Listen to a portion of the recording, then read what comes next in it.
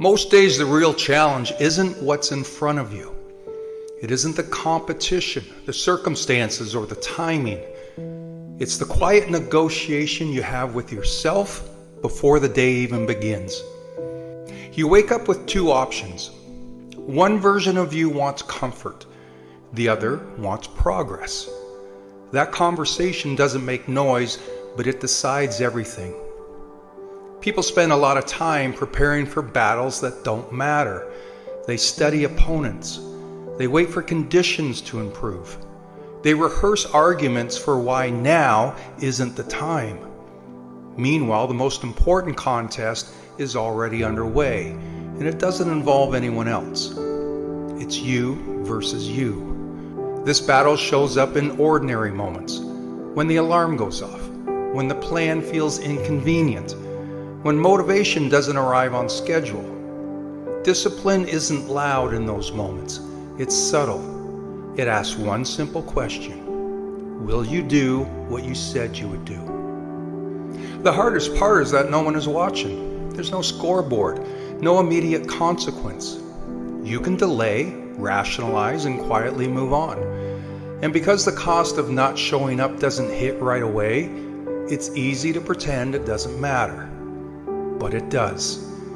Every time you choose comfort over commitment, you reinforce an identity, not because you failed once, but because you practiced avoidance. And every time you show up, even imperfectly, you practice something else, self-respect. This isn't about being hard on yourself, it's about being honest. The version of you that wants more doesn't need inspiration, it needs reliability. Discipline is not intensity, it's follow-through. It's the ability to act without negotiating your standards down. Circumstances will always offer excuses. Fatigue, distraction, doubt. These are not obstacles. They're constants. Waiting for them to disappear means waiting forever. Progress happens when you learn to move with them present. The quiet truth is that consistency doesn't feel heroic. It feels repetitive, boring even. But repetition is where identity is built. You don't become someone by deciding once. You become someone by choosing the same direction again and again. There will be days you don't perform at your best. That's expected. The mistake is letting one off day turn into a story about who you are. Discipline isn't broken by imperfection, it's broken by abandonment. You don't need to win every day. You just need to show up more often than you disappear. Over time, something subtle changes. The internal resistance softens. The negotiations get shorter. Not because things become easier, but because trust is being rebuilt. You begin to believe yourself again. Not because you feel confident, but because you've become dependable. And that's when the battle shifts. You stop seeing the day as something to survive and start seeing it as something to honor. You recognize that the person you're becoming is shaped less by big moments and more by quiet decisions no one else sees. In the end, the victory isn't over circumstances or competitors. It's over the version of you that once walked away. And the realization is simple. If you can show up for yourself consistently and without drama, everything else becomes manageable. Because the real work was never out there. There's a quiet struggle that unfolds nearly inside every person. A kind of internal friction that rarely gets discussed openly. It doesn't show up in the physical world, and it doesn't require anyone else to be present. Instead, it emerges in the privacy of our own thoughts. A subtle, persistent tension between who we truly are and the voice inside that tries to convince us otherwise.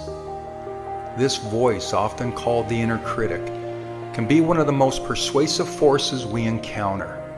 It doesn't shout, it whispers. It questions. It plants doubt in moments that feel fragile or uncertain. And because it speaks in our own tone, with our own memories and fears attached, it's easy to mistake it for truth.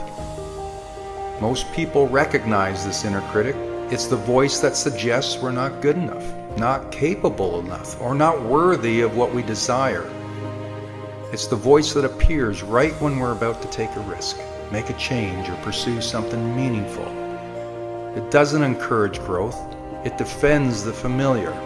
It thrives on fear, hesitation, and old stories we may have carried for years without ever examining where they came from. Left unchallenged, this voice shapes the way we move through the world. It can make us shrink from opportunities, settle for less when we deserve, or remain stuck in patterns that limit us. Over time, the inner critic can become the kind of mental cage, one built from thoughts rather than walls, but restricting all the same. Yet the presence of this voice is not a sign of weakness. It is, in many ways, a sign of our humanity. The inner critic becomes louder when we're approaching something important or stepping outside the boundaries of who we've been. People don't usually hear strong internal resistance when they're standing still. They hear it when they're on the verge of growth. Understanding this is essential. The goal isn't to silence the inner critic completely. Most people never do. The goal is to recognize it for what it is, a habitual voice, not an authority, a reaction, not a prediction, a fear, not a fact.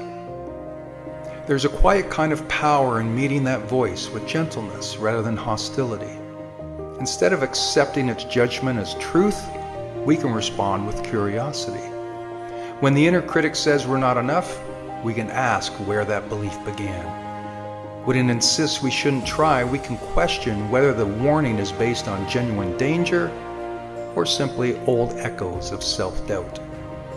Over time, choosing a different response begins to shift the dynamic. The voice doesn't disappear, but our relationship with it changes. We learn that we can act even when doubt is present. We learn that we can take a step forward without waiting for perfect confidence. We learn that the presence of fear doesn't have to dictate the direction of our lives. Each small act of courage, sending the application, finishing the project, having the difficult conversation, trying again after a setback, they all weaken the authority of the inner critic. With every decision grounded in intention rather than fear, we reclaim a part of ourselves that may have been overshadowed for years. Growth often begins quietly in the space between hearing that voice and choosing not to obey it. Eventually, a kind of clarity emerges. We become more aware of our patterns, more compassionate with our doubts, and more confident in our ability to navigate them. We start to trust the part of ourselves that wants to expand rather than the part of us that wants to remain protected. The inner critic may always exist, but it doesn't have to lead. Its presence is not the truth of who we are. It's simply one voice among many. And when we decide to guide our lives with purpose, courage, and self-awareness, that voice loses the power it once held. In the end, the journey is not about eliminating the inner critic, but about rising above it, gently, consistently, and with the understanding that growth often happens in the space where doubt and determination meet.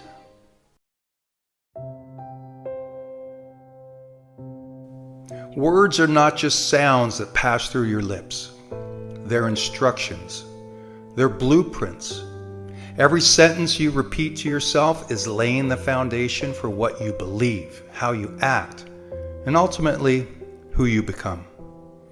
When you tell yourself, "I can't handle this," your body responds. Your shoulders slump, your energy drops, and your mind begins to search for evidence that you're right. But when you say, "I will find a way," something shifts. Your breathing steadies, your thoughts sharpen, and suddenly your brain starts looking for solutions instead of excuses. That's the power of self-talk. It's not fluff, it's science. Psychologists have long studied this. The brain doesn't fully distinguish between what is vividly imagined and what is real. So when you speak life into your challenges, when you declare, "I'm stronger than this moment, I'm capable of figuring it out," your mind begins to operate as if it's already true. You prime yourself for resilience, creativity, and confidence. Now, We know that the inner voice is not always kind. Most people live with a critic in their head that whispers doubt and magnifies fear. It tells you that you're not good enough, that you'll fail, that you don't deserve more. And left unchecked, that voice becomes the author of your story, and it will write you into a corner. But who's really holding the pen? Every time you choose words of power instead of words of defeat, you take control of the story. You stop being a prisoner of your thoughts and start becoming the architect of your future. This isn't ignoring reality. It's choosing language that fuels action, saying I'm learning instead of I'm failing, saying I'm in progress instead of I'm stuck. These are all small adjustments, but they can change the trajectory of how you see yourself. Think of self-talk like training in the gym. Just as muscles grow with repetition, so does belief. If you only lift the weight once, nothing changes. But if you repeat the movement day after day, the body adapts. Self-talk works the same way. The words you choose and repeat condition your identity. Maybe you've been speaking defeat for years. Maybe you've let words like I'm too old or I'm not capable take root. That doesn't mean you're stuck. It means you've been rehearsing the wrong script. But scripts can be rewritten. If you can catch yourself in the act, when that negative voice rises, don't fight it with silence. Replace it with truth, out loud if you have to. Declare, I am disciplined, I am resourceful, I am moving forward. Not because you feel it in the moment, but because you are planting the seed for who you are becoming. Imagine what would shift if instead of fueling fear, you fed your courage daily. Imagine if every morning started with words of intention and every setback was met with words of strength. It's not wishful thinking. That's training your mind to believe in the person you already have the potential to be. Your mind is always listening. Every word you speak, whether aloud or in silence, they're all shaping your future. So speak power, speak resilience, speak determination. Because when you speak it often enough with conviction, your words stop being just words. They become your truth. They become you. When you write your story with the language of possibility, you talk yourself into the life you were always meant to live.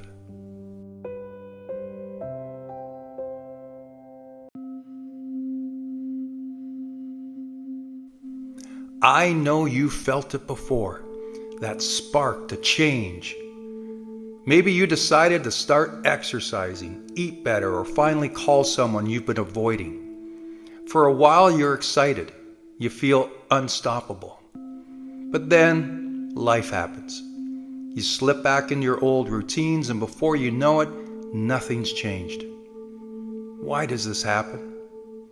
Well, if we understand patterns, change is natural, but real progress takes strategy, identity, and emotional power. Change is automatic. Progress is not. To live means growth happens or decay happens. There's no middle ground. But knowing this isn't enough to keep going when excuses pop up. Understanding why people don't change is crucial. To effect lasting change, the brain needs emotional leverage. We often react only when discomfort outweighs comfort. When change hurts more than staying the same, then we act. That's called hitting your emotional threshold. It's your inner, this has to change moment. Now, once you get that spark, now you need a vision so compelling it pulls you forward. You need your identity to change, because most habits fight your sense of self. If deep down you believe, I'm not that kind of person, progress fades. So what turns a spark into a permanent flame? First, we got to get clear on our vision and feel it. You don't change because you want something, you change because you feel that change is in your bones. Close your eyes and ask, what will my life look like after making this change? Feel the pride, the energy, the peace. That emotional pull becomes magnetic. And then secondly, raise your standards. You can choose discipline over momentary comfort every day. There's pain in discipline and there's pain in regret, but regret lasts longer. So ask yourself, will today's choice bring me closer to who I want to become or pull me back? Third is you need to shape your identity. Most people try to change what they do. The smarter move is to change who you believe you are. Each small choice is a vote for that new identity. If you say, I'm a reader, then you'll make time for reading. If you say, I'm someone who keeps promises, then you'll keep the promises you make to yourself. Speak differently, act differently. Stack small wins so your identity shifts from the inside out. Fourth step is to immerse yourself in supporting habits. See, lasting change comes from rituals, not on and offs. If you want to become a writer, then create a habit of writing at 6 a.m. before checking your phone. Momentum isn't magic, it's built through small actions done consistently. And the last step is to create leverage and environment. This means surrounding yourself with people, places, and reminders that support your new path. So remove the snacks if you're avoiding junk food. If you want to stop scrolling before bed, keep your phone in a different room. Build external support that champions your internal change. Effective change isn't about trying, it's about mastery. And that means stop dabbling and start going all in. Whether it's health, work, or relationships, lasting change comes when you commit, consistently refine, and embrace growth as your identity. Motivation will falter, and willpower will weaken. But when your change becomes tied to who you are, your identity, then the path forward gets easier. You don't rely on feeling like it, you rely on being that person every day. So pick one change you're ready to live, not just attempt. Make the vision real, raise your standard, cast a tiny vote for the new you today. Set a ritual, shape your space, find one person to keep you honest.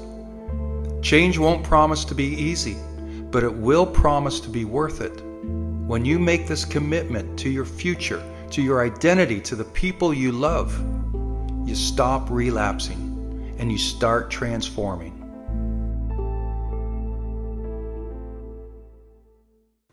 We all want big results. We dream of achieving more, being better, getting ahead. But we all think they have to come through big breakthroughs or overnight success. And that's just not true. The real secret to success is in the small wins, the little victories, the little changes that we make that effectively over time create the results we want. This is called micro efficiencies. Think of it like this. If you improve just 1% every day, in the beginning you're not going to notice anything, but over time those little changes create the results you want. Micro efficiencies are the small, repeatable actions that make life smoother, increase your energy, and bring results. These don't take a lot of time. In fact, just a few minutes a day can impact you and make the transformations you want. Here's what micro efficiencies actually look like. They are setting your clothes out the night before to save you 10 minutes in the morning. They're having a water bottle on your desk that keeps you hydrated. It's using the calendar in your phone to block off 30 minutes a day so that you can focus on something that's important to you. Now, these small, tiny habits may not be life-changing on their own, but stack them together and your life starts to transform. Your mindset shifts, you waste less time, you're more organized, and all of this starts to build your confidence one decision at a time. Our world pushes the model of go big or go home. Social media is filled with instant results, big wins, people transforming their lives in 30 days. But that's not realistic for most people. Most people are juggling jobs, kids, stress. They have more things on their plate than they know how to handle. That's why micro efficiencies matter so much. They're the tiny little steps. They don't take a lot of time, but they will transform you. But you need intention. So start small. Do tasks that only take a couple of minutes, like cleaning out one drawer or one area of your room, replying to one email, going for a short break outside. All of these little things are going to start to move you in the right direction. And once you start stacking wins, your brain starts to trust you. You start to feel better. Momentum starts to pick up. And if you do get off track, you know that you can get back on quickly by making the little changes again. And look, some days you're going to be off. Some days you're going to miss the workout. You're going to forget to do certain tasks, and that's okay. Micro efficiencies isn't about perfection, it's about progress. Choose progress, always. If you want to change your life, don't think about massive overhaul. Start with the small, little intentional decisions. It's one routine that saves you 10 minutes a day. It's one healthy meal that replaces your usual diet. It's 30 minutes of stillness instead of 30 minutes of scrolling. This is how habits are built. This is how confidence is earned, with tiny steps repeated daily. Because when you do the little things right, the big things take care of themselves.